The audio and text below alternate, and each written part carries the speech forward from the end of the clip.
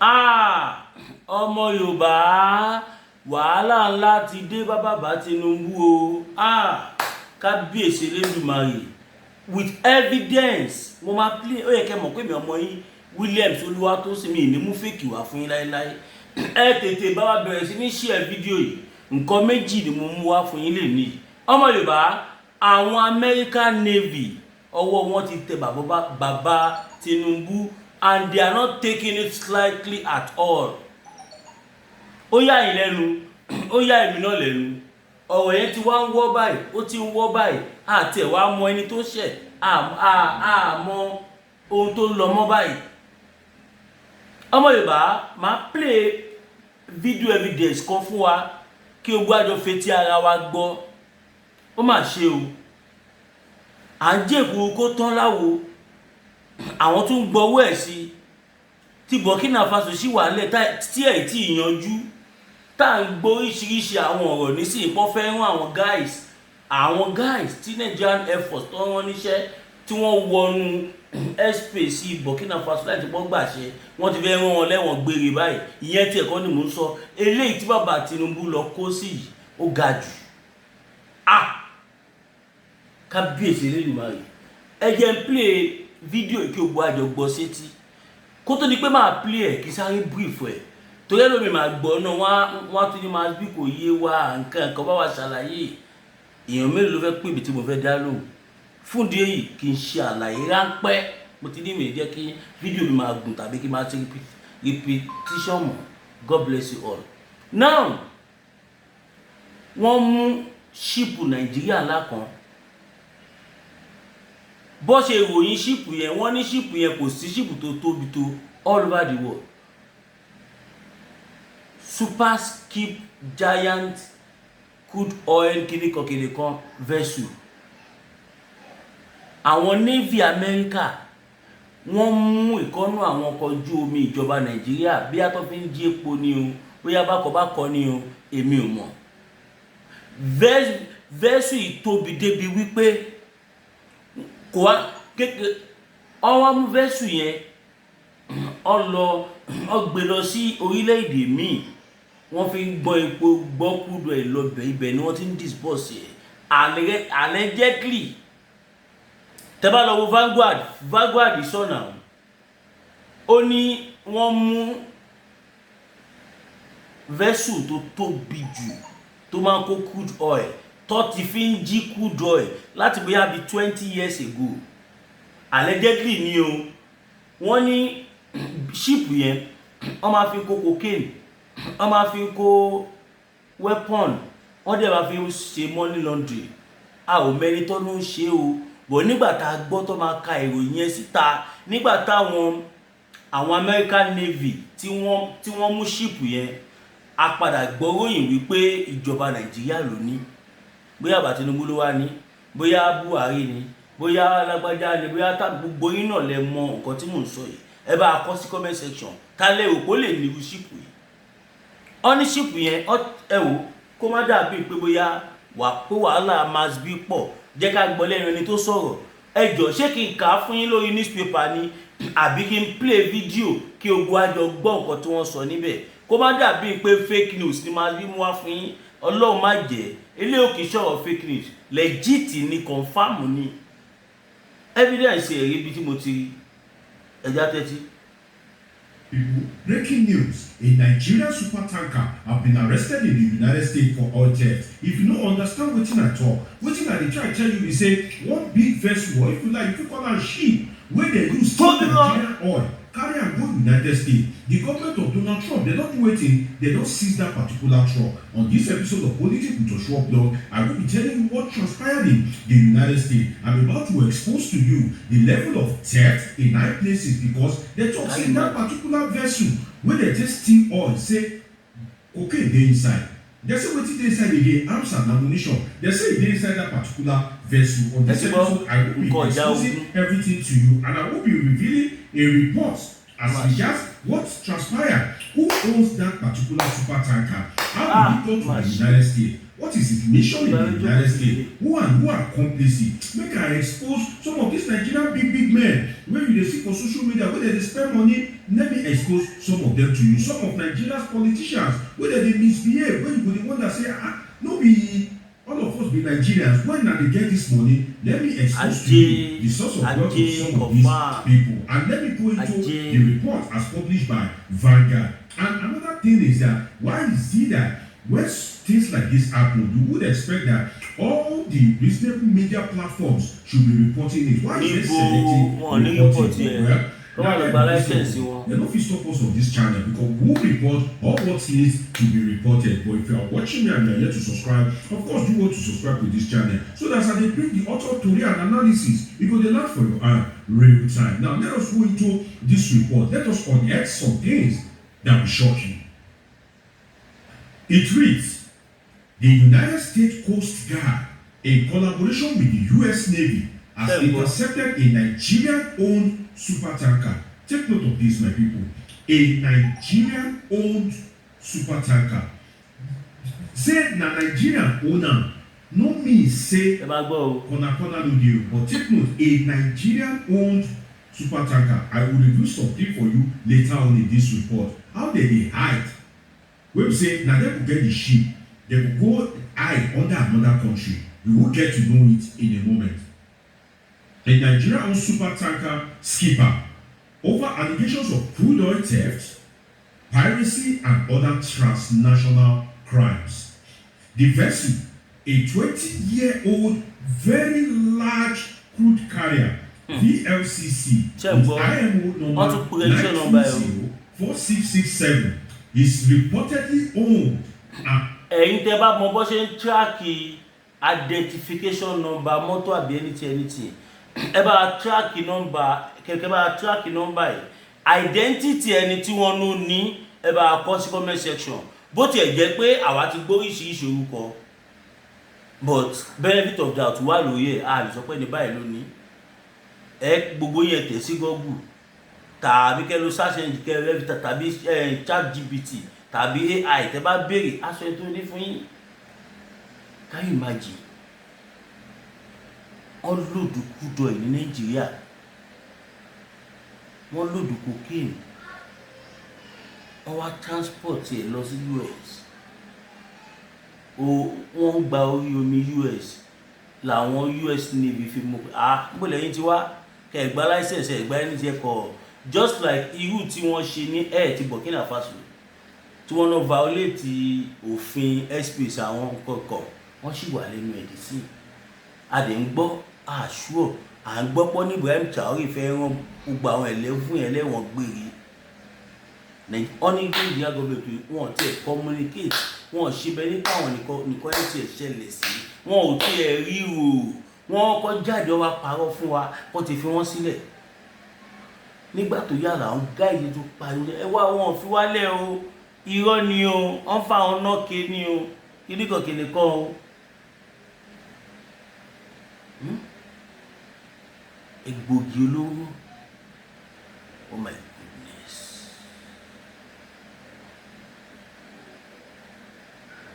weapon wọ́n ní lọ dù gba ọkọ̀ bẹ́ẹ̀ wọ́n náà dẹ̀ ti lo ship yẹn for the past 20 years.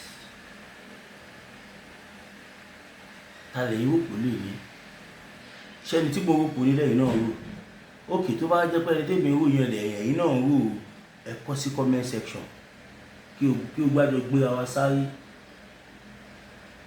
èyí náà wọ́n wá ṣe débi pé nígbà tí ship yẹn ń lọ lórí omi wọn ò fi flag Nàìjíríà sí flag orílẹ̀-èdè kan tó pè ní Miami àbí kọ̀ọ̀kan bẹ́ẹ̀ ṣáájú wọn kó kọ ìlú yẹn popular kódà ìlú yẹn gò lórúkọ àti as a matter of fact àìtí gbọ́ pé kọ̀ọ̀kan ṣẹlẹ̀ nílùú yẹn rí tàbí agbórúkọ ìlú yẹn rí ó exist ìlú yẹn exist bọ̀ kò tiẹ̀ sí nínú máàpù kódà kò ṣòro máàpù rárá wọ́n wá mú flag ìlú yẹn wọ́n wá gbé sórí ṣíìpù tó jẹ́ pé ẹni tó ní lára àwọn olóṣèlú lára àwọn kàbá Nàìjíríà ni wọ́n wá gbé síbẹ̀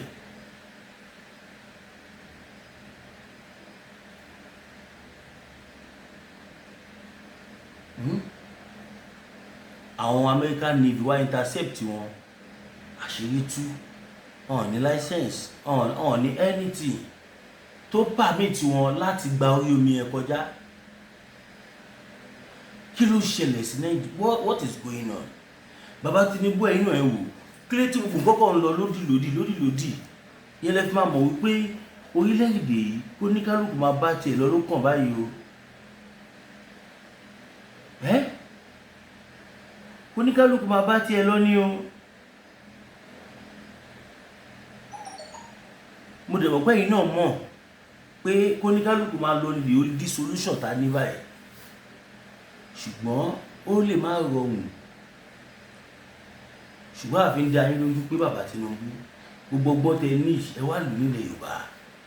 Ẹ jẹ́ ẹ tú àwa ọmọ Yorùbá lẹ̀, ẹ jẹ́ kẹ́ ká máa bá tiwa lọ, kí Ìgbò máa bá tiẹ̀ lọ, kí oníkálukú máa lọ, kọ́yé dọ̀tí orúkọ wa mọ́. Nàìjíríà ló ń pe gbogbo wa. Anywhere tẹ́ bá lọ sí, tó bá ti fi lè rí green passport lọ́wọ́ yín, Nigerian passport, automatically you have become a suspect. Lẹ́sẹ̀kẹsẹ̀ you have become a suspect. Wọ́n máa yọ ẹ́ kúrò ní orí ìlà, wọ́n á gbé ẹ lọ sínú room, wọ́n á lọ farabalẹ̀ sáàṣì ẹ́.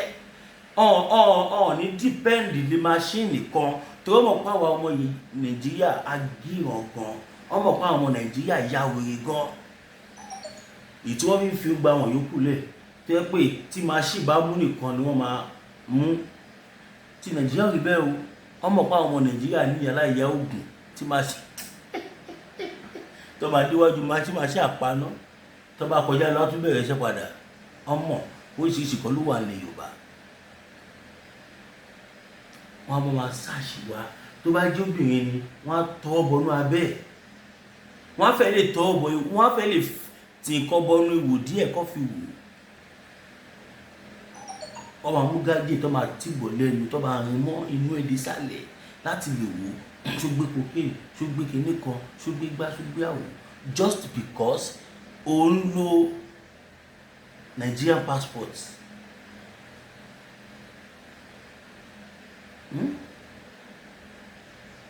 Àṣì ọmọ Yorùbá kẹ́ẹ́gà máa gbọ́ lọ. You will get to know it in a moment. The Nigerian super tanker skipper over allegations of crude oil theft, piracy, and other transnational crimes.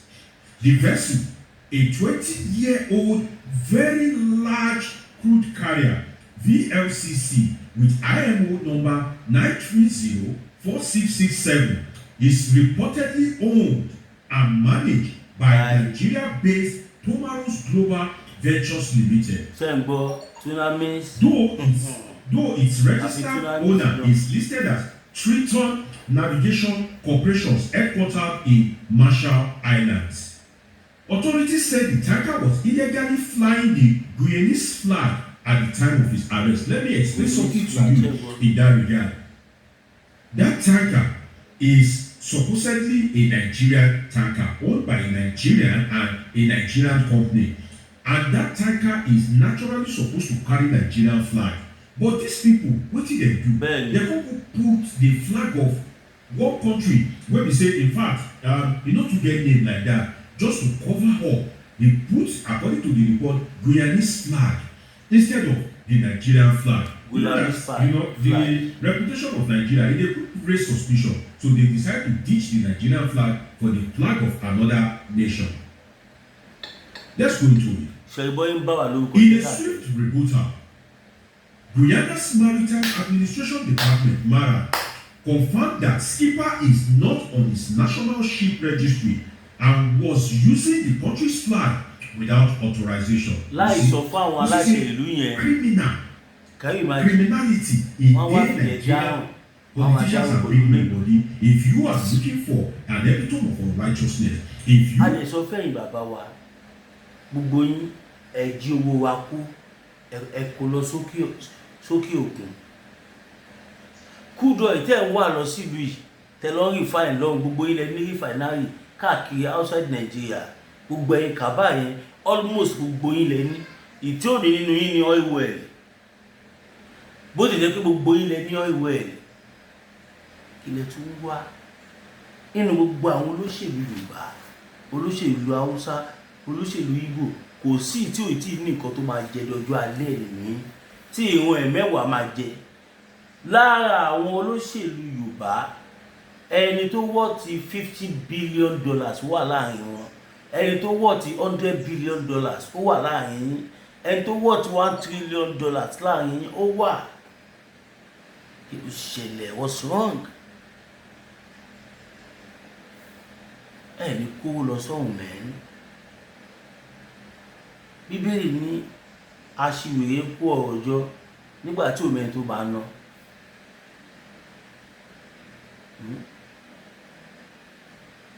Má ṣe o. Now, ẹ ká máa gbọ́ lọ. You are looking for the base of righteousness. If you are looking for those that are rightly the pit of righteousness, just look at the Nigerian ruling elite, the Nigerian political elite, the so-called Nigerian big men, the so-called big boys. Look at that. How can somebody own a vessel with stolen crude? Take note of that. Apart from the identity theft about the ownership of that vessel, the crude in there is stolen crude. You know the one that say Nigeria get this oil. Every day they say, oh, Nigeria is exporting almost 2 million barrels. We know they see the money. Audio money. We just hear am for news. We know they see the money. And at the end of the day, they will still tell us that, oh, the Nigerian crude oil and has been exported. We know they see any money. At the end of the day, rather than for NNPC and other government officials. So now, ọmọ Yorùbá, ṣé iná ti pé kóníkálùkù máa bá tiẹ̀ lọ the next thing. Kò sí nǹkan tó kàn kọjá pé kóníkálùkù máa bá tiẹ̀ lọ. Tí a ò bá lọ, nonsense yóò lè stop. Ohun tó tọ́ sí gbogbo ọmọ ìlú, ẹ̀yin kọ́ dẹ̀ kó ayín jọ, ẹ̀yin nìkan lẹ̀ ń dá jẹ, kẹ́yin nìkan lẹ̀ ń jí, ẹ̀yin nìkan lẹ̀ ń ṣe oríṣiríṣi. Gbogbo àwa tó wá kù, ẹ wá jẹ́ ká máa ríra wa bí ipa ṣe ayé, káwa ò ṣe ayé wà, ẹ̀yin àtàwọn ọmọ yín lè ṣe ayé wá. Bẹ́ẹ̀ ni lẹ́yìn tẹ́ fi àjẹ wá lù yìí, ẹ̀yin àtàwọn ọmọ yín lè ráyé wá. Àwa ráyé wá o, a lè máa lògo wa. Kí ló dé? Kí la gbé, kí la jù? Owó tí kọ̀ọ̀kan ni yóò lè kó wọnú sàárè. Ọ̀pọ̀lọpọ̀ ìjẹ́ bá kú àníṣe pẹ̀lú owó ẹ̀tún kọ́. Now that for NNPC and other government officials will be accountable, what you will see, Bola Ahmed Tinubu go borrow. In fact, I read it recently that the federal government is planning to borrow, is it 20 trillion or something like that? I stand to be corrected, but I know that it is trillions in double digits. That means it is above 9 trillion to fund the 2026. Kó tó di pé so a máa play ẹ̀tọ́ fún yín, ẹjẹ́ asáré dókè ọ̀hún.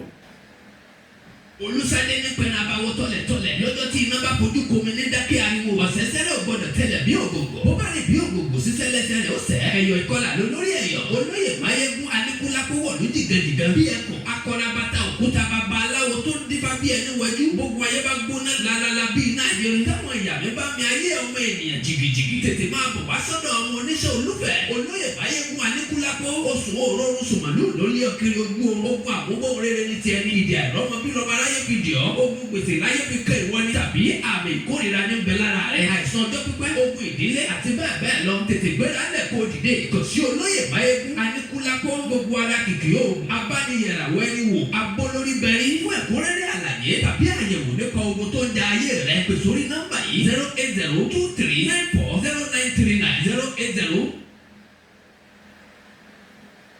Musade ní pẹ̀lú abáwọ̀ tọ̀lẹ̀tọ̀lẹ̀. So now kó tó di pé a bọ̀ sí ìpele kejì, ẹjẹ́ asáré dé ọ̀dọ̀ Laura Bitati náà.